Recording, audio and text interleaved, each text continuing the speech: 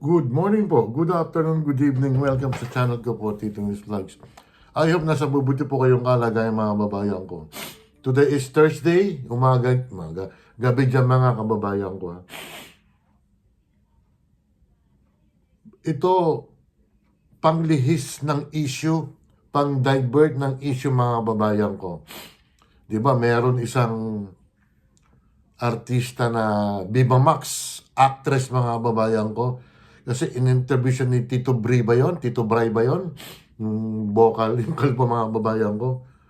Na hindi na di umano nagbibigay ng tip. Tip ba? Hindi 100, hindi 1,000, hindi 100,000 piso mga kababayan ko. Worth 250,000 to 300K mga kababayan ko. Ang senador na to ay nahirapan tayo manghula, di ba mga kababayan ko? Ayun yung mukha niya, no? O, tingnan natin, pakinggan natin yung sinabi ng isang chika mga babae ko. Napakaganda. Proposal meaning, for example, may nag-offer sa'yo ng tao ng pera for sex.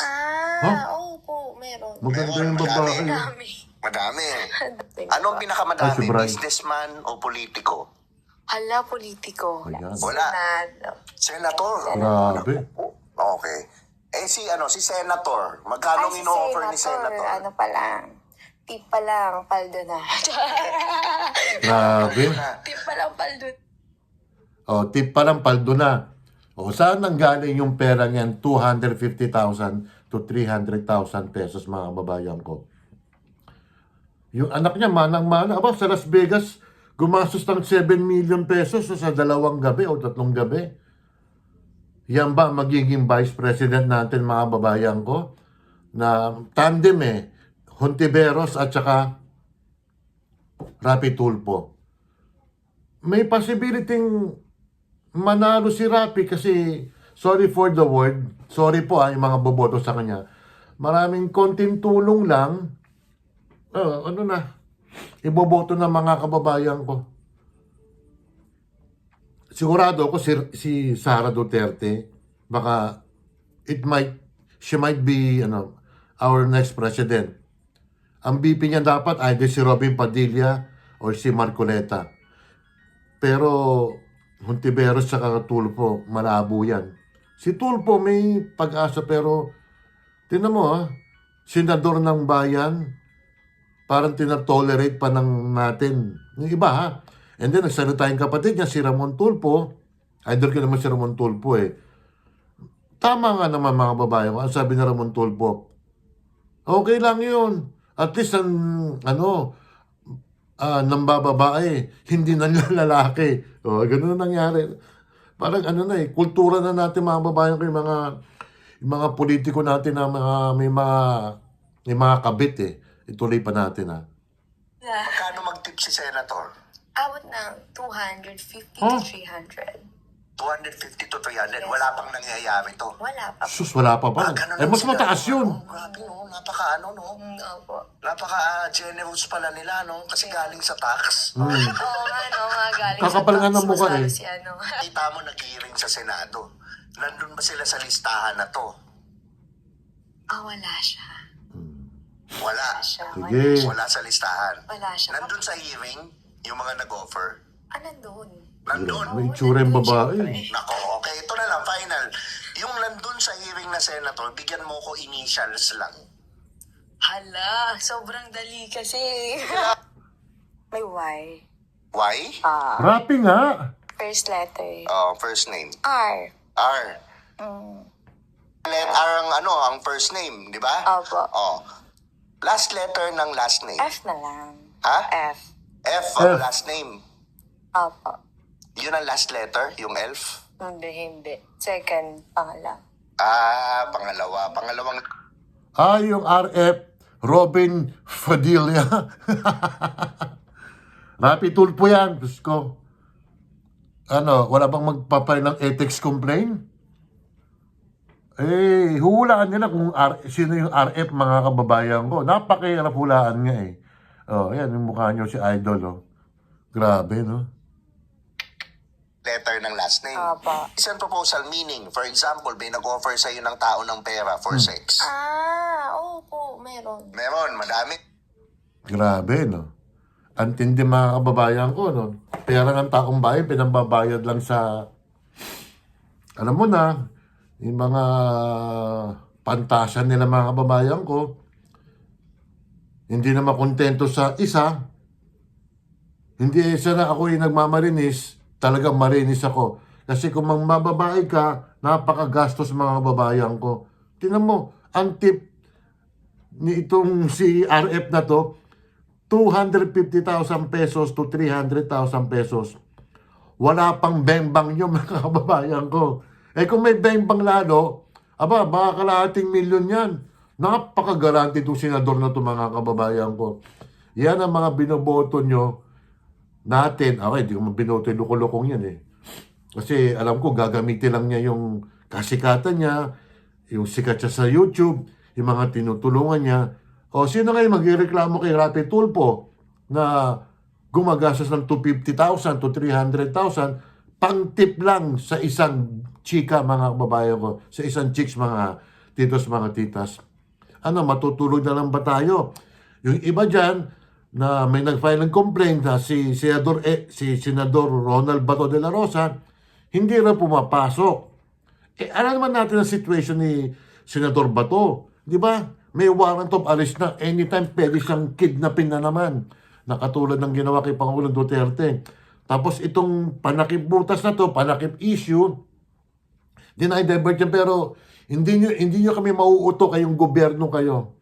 Kayong mga tinamaan kayo ng lintik na napakalinis nyo. Malapit na kayo matapos, mga hayop tuloy. Ganito na lang mga mabayan ko, ano, pabayaan na lang natin to. Isang senador na nagbabayad ng 250,000, tip lang yon. What if kung magkakaroon ng bembangan, mas malaki pa mga kababayan ko. Sus, Ginoo mga kababayan ko.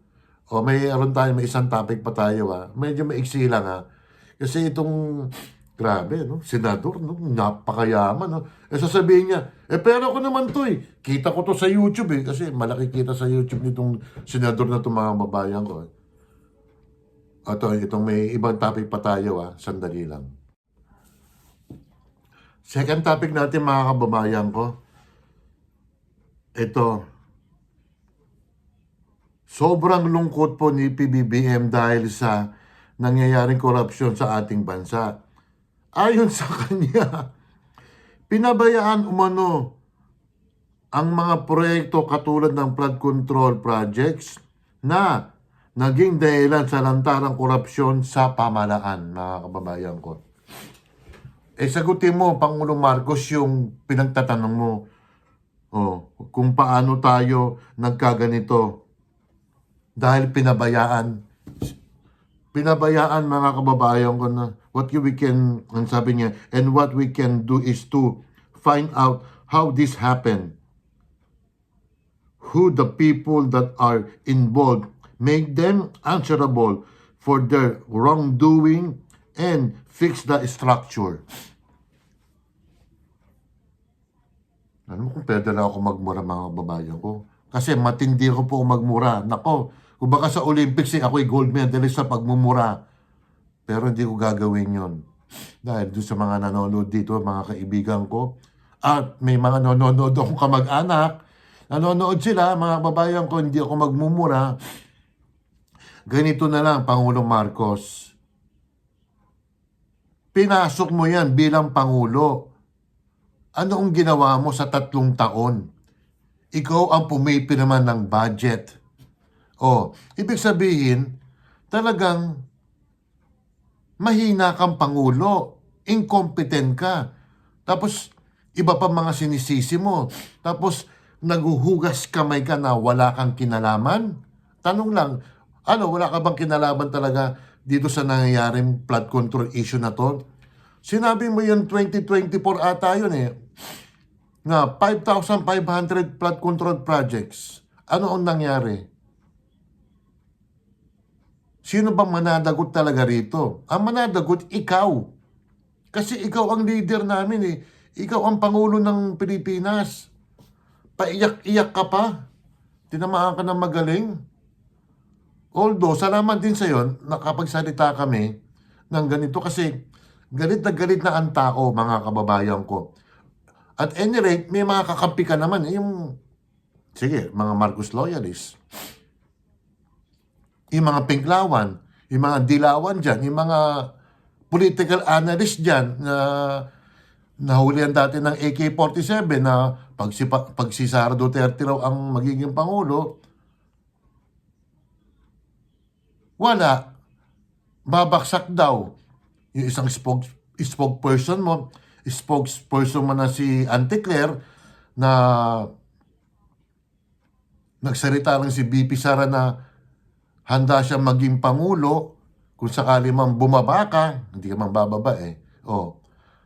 Yung abogado mong spokesperson na nasa constitution naman na just in case na mawala ka, automatic succession ang papalit BP. Pag sabihin mo yung spokesperson mo na abogado na napakasunga, kami, alam namin kung just in case na incapacitated ang Pangulo, namatay, o hindi na pwede mag-function ng Pangulo, may sakit, BP ang papalit. Napaka-sunga ng spokesperson mo, mga Pangulo Marcos.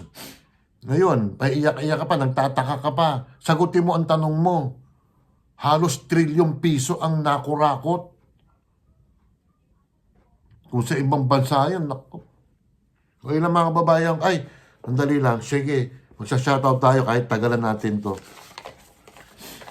Dami ko listahan dito. Saan ba yung listahan ko? Naku, nawala. Ito na lang. Huwag na muna mga babayan ko bukas na lang, Biyernes mga babayan ko. Medyo napahaba na mga babayan ko eh. Yung mga OFW natin dyan ha, may signature campaign kasi tungkol kay Pangulong Duterte ha. Mag-ano na kayo, coordinate na kayo kay Joey Cruz, mga kababayan ko. Buod natin, yung kay Rapi Tulfo, na napakagalanteng tao, na senador, nagbabayad ng 250,000 pesos to 300,000 pesos. Tip lang yon. Wala pa yung bembang. Tapos ito si Pangulong Marcos na nagtatanong paano nangyari daw, bakit nagkaroon ng korupsyon dito. Sa pamumuno niya, ang sagot ko lang dyan, incompetent ka. Like, share, and pakisubscribe lang po. Salamat po, ingat. Bye.